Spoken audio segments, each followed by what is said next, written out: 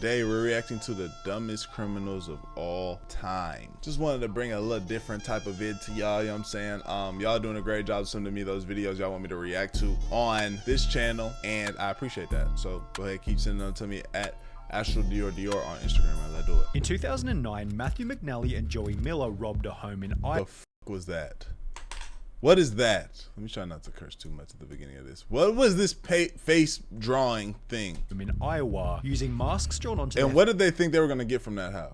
Faces with permanent black marker. Whilst on the run, the two discovered that permanent black marker doesn't rub off easily, leading to their simple arrest and embarrassingly stupid mugshots. However, these two still was y'all the dudes that robbed that spot, right?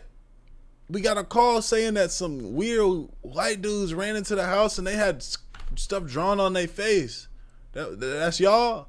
Yeah, that's y'all. Look like geniuses in comparison to some of the other idiots we'll be talking about as we discuss the stupidest criminals of all time. Take for example MacArthur Wheeler, who robbed 2 banks in broad daylight as he thought that pouring lemon juice on his face would make him invisible to cameras. When shown the bank surveillance footage, Wheeler refused to believe that he was visible, stating to officers, "But I wore the juice," believing that as long as he didn't come near a heat source, he should have been completely invisible. Police concluded that Wheeler was not crazy or on drugs, just incredibly mistaken. This is incredibly stupid.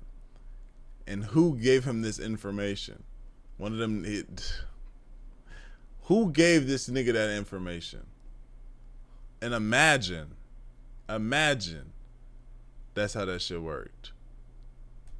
With the lemon juice mistake eventually costing Wheeler a 24 years sentence. However, if we're on the topic of terrible disguises, then we can't go past Dennis Hawkins, whose disguise as an old lady wasn't much better. His sweater accompanied fake boobs, a full beard, and fittingly clown pants, with his insanely recognizable outfit helping police to catch Hawkins only an hour after the robbery. The police chief for the area stated, "He would get my nomination for dumbest criminal, I think. You still have his black facial hair with a blondish wig. Definitely different. Different is also..." Y'all get on the ground.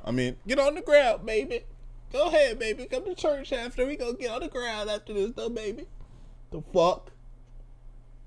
Nigga dressed up like who's great? Nigga dressed up like Medea. Good way to describe Patrick McGuire's disguise, who robbed an Illinois convenience store while covering his face with a clear plastic bag. He was only able to obtain $60 from the robbery. However, due to his extensive criminal history, he was sentenced to 15 years in prison for the stunt, meaning that he had to spend 1 year in prison for every $4 stolen from the store. Talk about a bad return.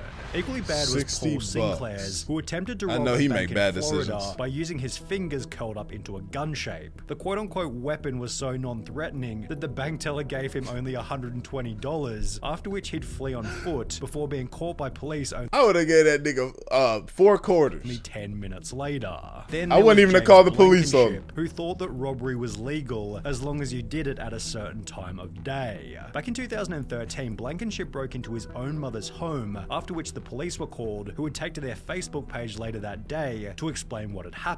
He fled the scene upon seeing his mother. The male was located under the house hiding in a crawl space. When advised of his charges, he made the statement, "I thought you could only be charged with burglary if you break in during the night time." Blankenship was given 180 days in jail and ordered to pay a $100 fine, yet this wasn't the only time when a person was dumb enough to think that a law didn't apply to them.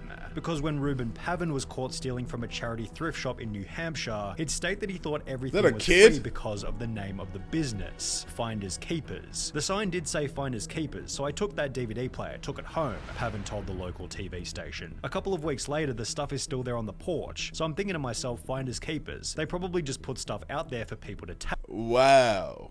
Cause he did have it looked like he had his son with him. It looked like he had his son with him. Like, oh shit, man, let's go ahead and damn, okay. Nah, this nigga ain't no criminal, man. Don't do it to him, man. Hake. The business responded via Facebook stating, "This man who was caught on video is saying it is all a misunderstanding. He thought everything at our store was free. Is that really the best defense you could come up with?" After which Pavin reportedly turned in the stolen goods to police, holding that he's not a bad person or a bad dad, and is rather just unbelievably stupid. But was he as dumb Don't get there. Don't do him as dirty, Derek man. Mosley, who in 2013 attempted to rob a store named Discount Gun Sales by using a baseball bat. When Mosley allegedly barged into Discount Gun Sales and smashed a display counter with his baseball bat, the store manager simply pulled out his own personal firearm. Everybody get on the fucking ground. No, you get on the ground. What type of shit? And pointed it straight at the would-be robber, holding Mosley in the store until he was arrested and charged with first-degree robbery. A similar story then came out of Texas in July 2022, when a gun store was robbed at knife point, although this tale instead ended in a body bag, as the robber was fatally shot by the store owner as he tried to exit with his loot. But what happens when you accidentally call 911 whilst committing a crime? Pocket dialing the police is probably a fairly common occurrence. However, for Carson Reinhardt and Nathan Teklemariam, it happened at the most unfortunate moment, specifically while they were breaking into a car. The alert dispatcher soon realized that the call was an accidental one, and moreover that the guys on the other end might be up to no good. For the next 35 minutes, the dispatcher stayed on the line, listening and gathering information, as Teklemariam and Reinhardt did the following. Discovered a car that they thought they could burglarize, discussed how to break into the car, allegedly broke into the car, exclaimed in delight over finding narcotics in the car, became confused as to how and why a police car was following them, and reacted in disbelief when the arresting officer Bro, I'm on the phone with the law! on the line to 911 the entire time.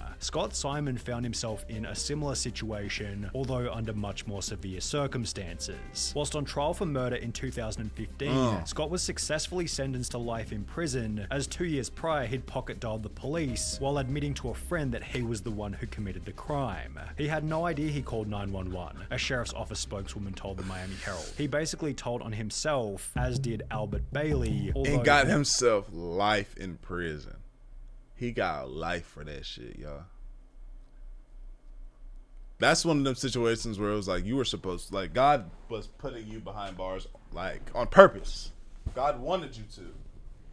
That nigga got life in prison telling on himself. And I know he was like, man, niggas are snitching, man. Who snitched on me? Himself. So is he labeled a snitch now? In a much stupider way. Bailey had planned on robbing a bank in Fairfield, Connecticut, although rather than exercising the element of surprise, he'd call the bank prior to the robbery stating, "I want $100,000 in large bills and no die packs. I'll be sending someone into the bank to get the money. Don't call the police, we are monitoring the police scanner." Prior to making this phone call, Bailey had already served 7 years in prison for a previous bank robbery. However, this new plan was equally ineffective, as after arriving at the bank to collect his cash, Bailey was locked inside, arrested, and sentenced to another 9 years in prison. Although if he wanted to avoid this time behind bars, he could have had a chat with Tito and Amanda Watts, who got arrested in Florida for selling tickets to enter heaven at a price of $100. Tito Watts said in his police statement, "I don't care what the police say, the tickets are solid gold, and it was Jesus who gave them to me behind the KFC and said to..." Yeah.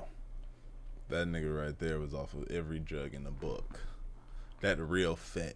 Because when he was asleep, leaned over, y'all know that fat lean?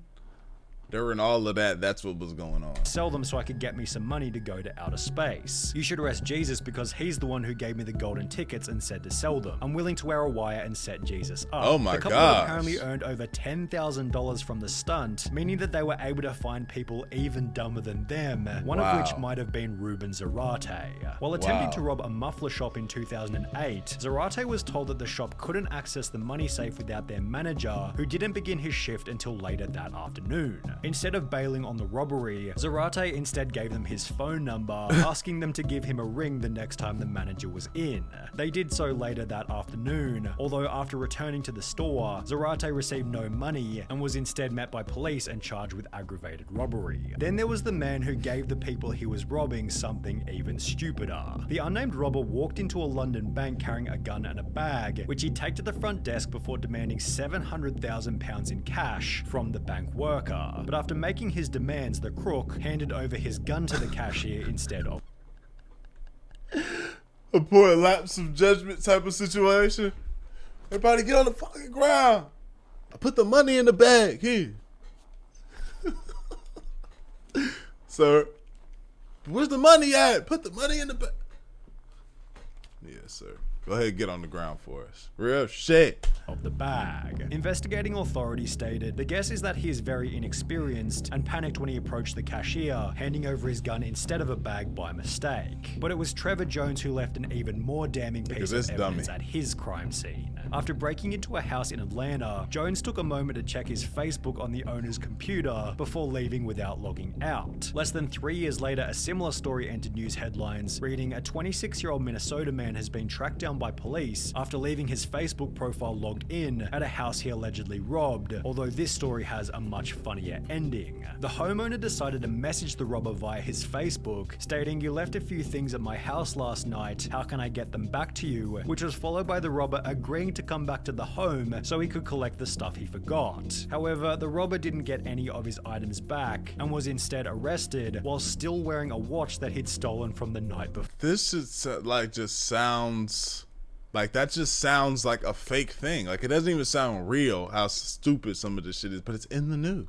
Like these things are actually happening. While both of these idiots used social media poorly, at least they didn't brag about the robbery in a YouTube video, as is what happened in the bizarre case of Hannah Sabata. In 2012, at the age of 19, Sabata stole $6,000 from a bank in Nebraska, and got while almost away? anybody else would have simply kept quiet, Hannah instead took to her YouTube channel Jelly Beanie to upload a video titled Chick Bank Robber, in which she'd straight up admit to having just committed a robbery. She'd then discuss her entire methodology for the crime, while showing the money and the amount that had been stolen, before concluding the video by describing the vehicle she had used and that it had its license plates removed. This information eventually resulted in Hannah Sabata's arrest and sentencing of 10 to 20 years prison, done so in a public courtroom filled to maximum capacity with people who had seen the video. Just 2 years prior to this, 21-year-old Frank Singleton was being released from Palm Beach County Jail, having just served time for a trespassing charge. The only issue was he didn't have a car to leave the jail, so he decided to steal one from the visitor's parking lot, yet the car he decided to steal was a manual and he could only drive auto. Singleton sat in the car looking like an idiot before being arrested and sentenced to a further 6 years in prison, telling deputies that he tried to take the car because he didn't feel like walking to his home about 6 miles away. And while you may be sat here thinking that Jesus Christ, these criminals can't get any dumber, it's time to introduce 53-year-old Michael Anthony Fuller. While it's common knowledge that the US banknote doesn't go any higher than $100, Fuller had the genius idea to create a counterfeit $1 million note before trying to use it at his local Walmart. He loaded his cart with a vacuum cleaner, a microwave, and various other items totaling $472 before handing the $1 million note to the cashier, expecting— They called this nigga this is crazy. Expecting to check. Can I get my change? I need 900,000. Where's my change at? This is funny because why they call the police on this nigga? Why don't they just say, yo, get the fuck out of here, man? $999,528 in change. Needless to say, Walmart wasn't able to facilitate this, and instead store staff called police. Fuller was later charged with attempting to obtain property by false pretense and uttering a forged instrument. Wow. That being said, y'all let me know what y'all think about the video, man. You might be the stupidest niggas in the world. What's the dumbest crime y'all committed? I'm not the police. Like the video, so coming up, Benjamin channel. I love you. I appreciate you on great fan. We gone, man. AJD lad do it.